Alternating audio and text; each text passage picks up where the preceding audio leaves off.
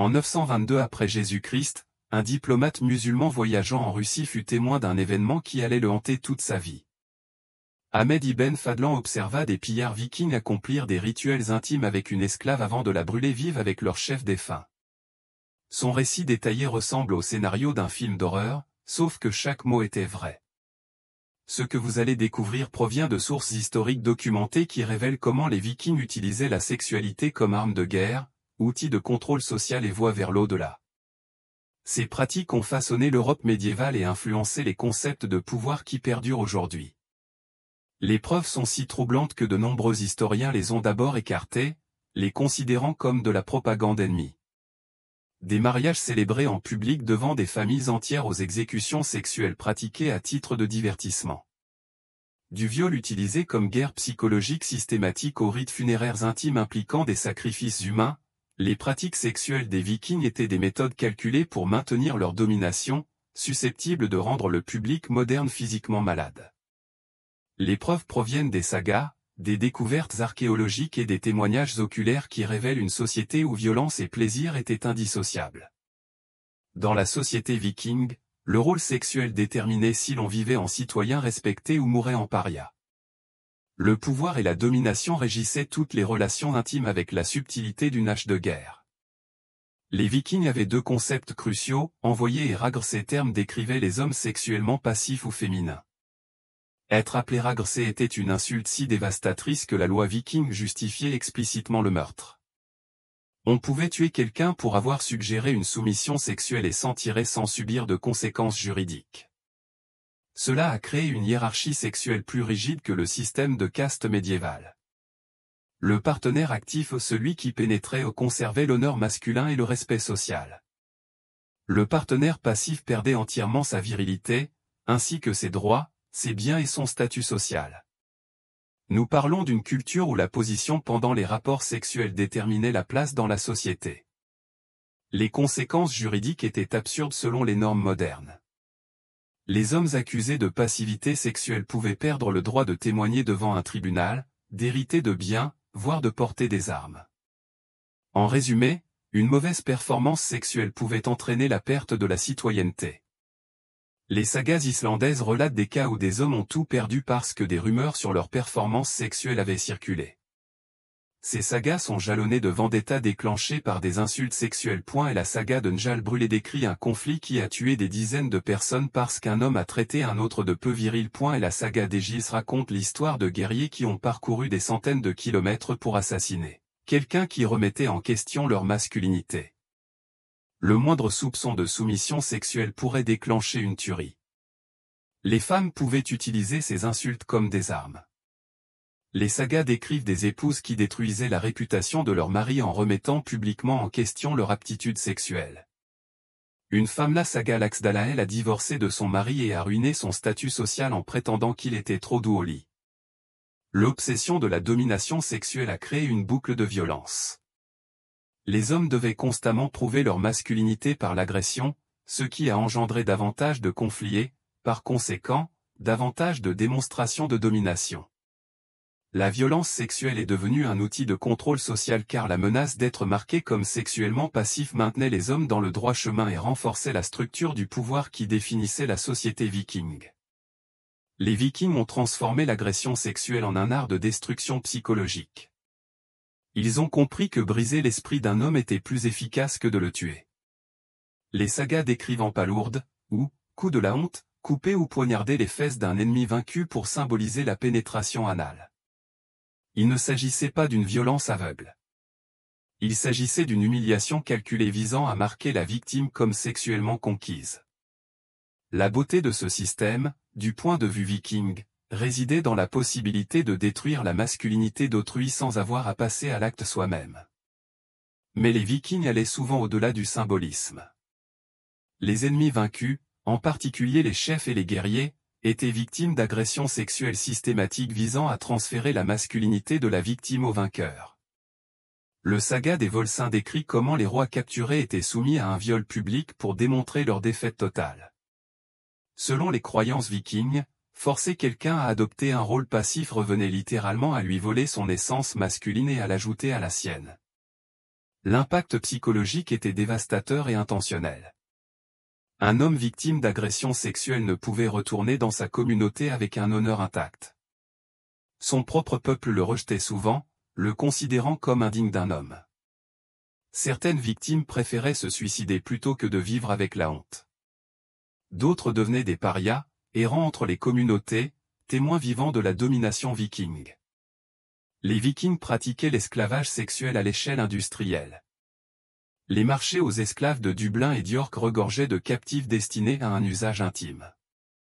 Les sagas décrivent avec pragmatisme comment les pillards se partageaient les êtres humains comme du bétail, les plus beaux étant réservés aux collections personnelles des chefs.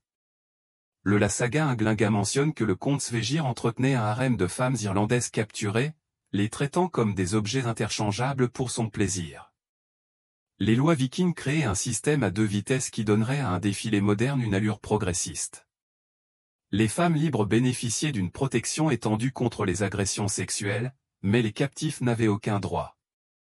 Tout homme libre pouvait exploiter sexuellement une esclave, et tuer une esclave pour résistance était à peine considéré comme un délit.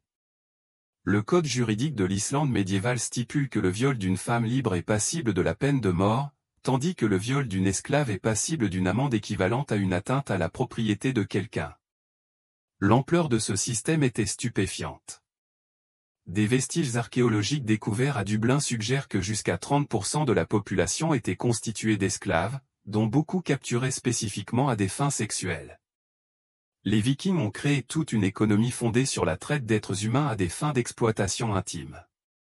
Cette déshumanisation systématique servait un objectif stratégique. Elle renforçait les hiérarchies sociales, terrorisait les ennemis et soulignait le pouvoir absolu des dirigeants vikings. La domination sexuelle, sous toutes ses formes brutales, était ancrée dans la culture même de ces derniers, et ses échos se font encore sentir aujourd'hui dans nos conceptions du pouvoir et de la guerre.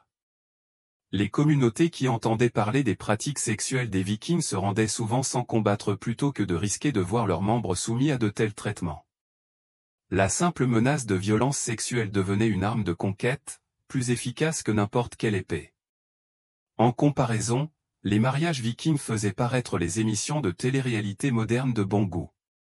L'intimité était non seulement rare, mais aussi juridiquement problématique et potentiellement coûteuse. La famille de la mariée devait assister au premier rapport sexuel du couple pour garantir une consommation conforme. Sans témoin pour confirmer la pénétration, le mariage pouvait être déclaré nul et la famille de la mariée pouvait exiger la restitution de la dot. Imaginez devoir se livrer à des actes sexuels pendant que vos beaux-parents prenaient des notes pour une éventuelle procédure judiciaire. La cérémonie elle-même était chargée d'un symbolisme sexuel à faire rougir un réalisateur de films pornographiques. Le rituel de Mjolnir consistait à placer le marteau de Thor sur les genoux de la mariée pendant la cérémonie. Chacun y voyait une bénédiction de fertilité à connotation phallique explicite. Le marteau était ensuite béni par le prêtre et distribué aux invités, créant ainsi un rituel sexuel collectif déguisé en cérémonie religieuse. Le retrait de la couronne de la mariée par le marié constituait l'annonce publique de son intention de la dépuceler. Cela se passait devant les témoins, qui accompagnaient ensuite le couple jusqu'au lit conjugal. Les prêtres et les membres de la famille bénissaient le lit par des prières de fertilité, véritables paroles obscènes sanctifiées. La consommation elle-même avait lieu tandis que les membres de la famille attendaient devant la porte, à l'affût des sons qui confirmeraient la célébration du mariage. Le lendemain matin, les draps ensanglantés étaient examinés et exposés comme preuve de la virginité de la mariée et de la réussite du mariage. Ces draps étaient souvent conservés comme documents légaux pouvant être présentés au tribunal en cas de contestation du mariage. Dans certains cas, des membres de la famille de confiance sont restés présents lors de la consommation du mariage pour témoigner. La saga de Grettir la Forte décrit un mariage où l'oncle de la mariée est resté dans la pièce pour veiller à ce que le mariage soit célébré dans les règles. Imaginez votre oncle Mike vous regardant faire l'amour avec votre femme? Les conséquences juridiques étaient graves. Si la mariée n'était pas vierge, sa famille pouvait être poursuivie pour fraude. Si le marié ne pouvait pas se marier, la famille de la mariée pouvait exiger une indemnisation pour dommages matériels.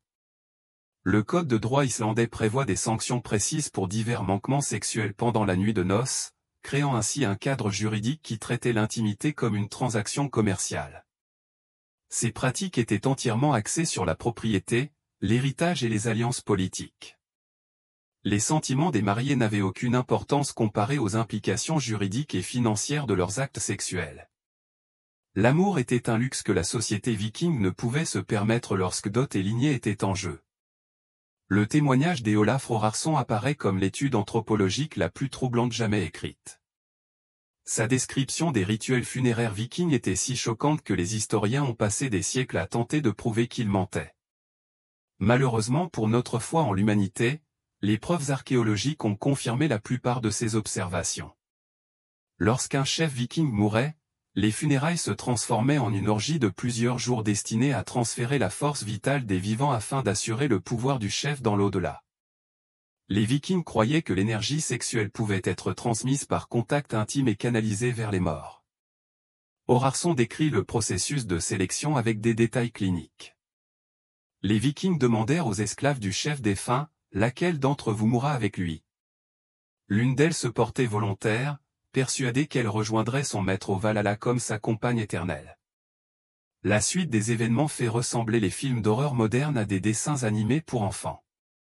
L'esclave choisi passa les derniers jours précédant les funérailles à entretenir des relations intimes avec plusieurs hommes de la tribu. Elle était traitée comme un réceptacle sacré dont le corps transporterait la force vitale collective de la tribu vers l'au-delà. Les hommes lui disaient, « Dis à ton maître que j'ai fait cela par amour pour lui. » Ils croyaient sincèrement transmettre leur essence spirituelle au chef défunt par son intermédiaire. Le rituel s'intensifiait de jour en jour. Rorarsson décrit comment l'esclave recevait des quantités croissantes d'alcool et de drogue tandis qu'elle passait d'un homme à l'autre. Chaque rencontre était perçue comme un apport de pouvoir spirituel supplémentaire à transmettre au chef défunt.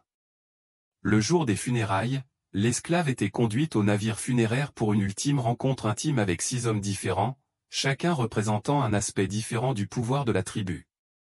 Le récit de Rorarsson est presque clinique par ses détails. 6 hommes entrèrent alors dans le pavillon et eurent chacun un rapport sexuel avec la jeune fille.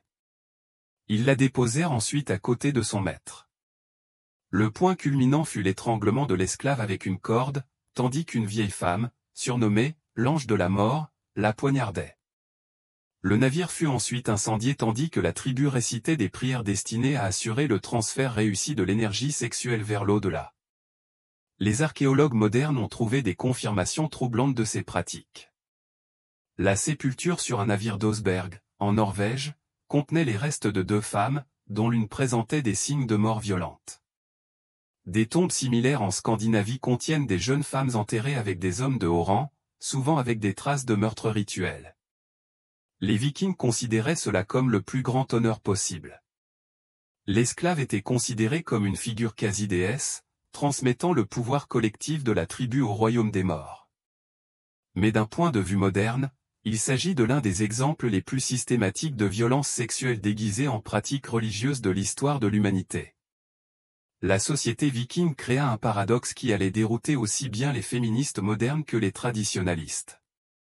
Les femmes vikings libres bénéficiaient de droits qui n'existeraient nulle part ailleurs en Europe avant des siècles, tandis que les femmes esclaves subissaient des traitements qui auraient choqué les spécialistes de la torture médiévale. Les femmes vikings libres pouvaient divorcer de leur mari pour inadéquation sexuelle, tout en ayant la possibilité de retourner un produit défectueux. Si un homme ne parvenait pas à satisfaire sa femme, était peu performant au lit ou était considéré comme peu viril dans ses relations, elle pouvait légalement le quitter et s'emparer de ses biens. Les femmes pouvaient hériter de terres, gérer des entreprises et demander en mariage les hommes de leur choix. La saga du peuple de l'Axardalur décrit la Profonde, qui contrôlait de vastes territoires et arrangeait des mariages pour ses proches masculins. Certaines femmes devinrent de riches marchandes, contrôlant les routes commerciales et commandant leurs propres navires. Les sagas relatent des femmes qui divorçaient de leur mari parce qu'ils portaient des vêtements trop féminins ou qu'ils ne défendaient pas correctement son honneur. Dans la saga de Njal, Aljurur quitta son mari parce qu'il portait une chemise trop révélatrice, considérant cela comme peu viril et un motif de divorce. Les femmes vikings bénéficiaient d'une protection juridique contre les avances non désirées. Les lois stipulaient clairement que les baisers ou les rapports sexuels non désirés étaient passibles de lourdes peines, pouvant aller jusqu'à l'exil ou la mort.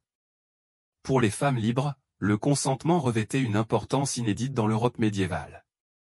Mais cette attitude avait un côté sombre qui révèle la véritable nature de la société viking, un monde où liberté et brutalité coexistaient, où les droits des uns étaient synonymes d'horreur pour les autres.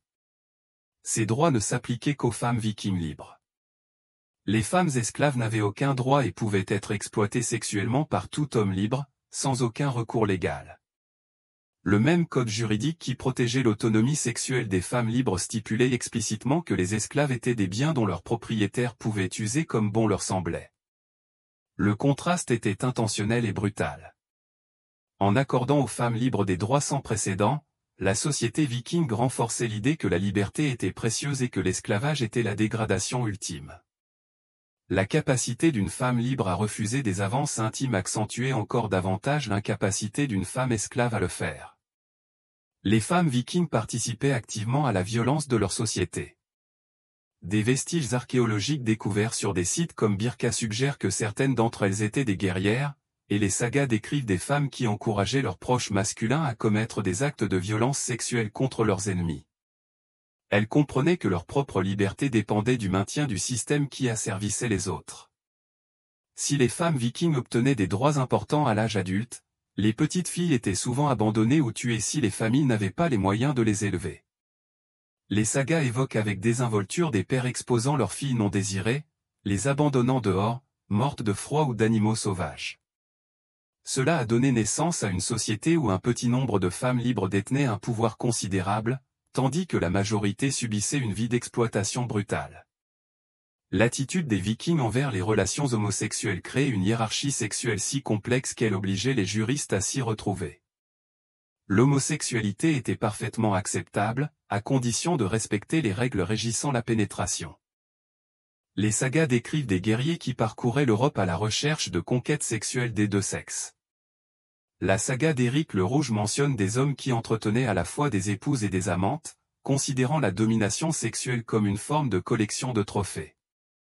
Tant qu'ils maintenaient leur rôle actif, ce comportement était non seulement accepté, mais célébré. Même les dieux étaient confrontés à des questions de sexualité. Loki était constamment moqué pour avoir pris une forme féminine et porté des enfants, notamment pour avoir donné naissance à Sleipnir, le cheval à 8 pattes d'Odin. Odin lui-même était critiqué pour sa pratique du cerf, une forme de magie associée aux femmes. L'Éda en prose décrit comment d'autres dieux remettaient en question la masculinité d'Odin parce qu'il se livrait à des pratiques considérées comme féminines. La pratique du cerf révèle l'intersection entre genre et sexualité dans la culture viking. Les hommes qui pratiquaient cette magie étaient souvent considérés comme des ergies ou des déviants sexuels car ils endossaient le rôle des femmes.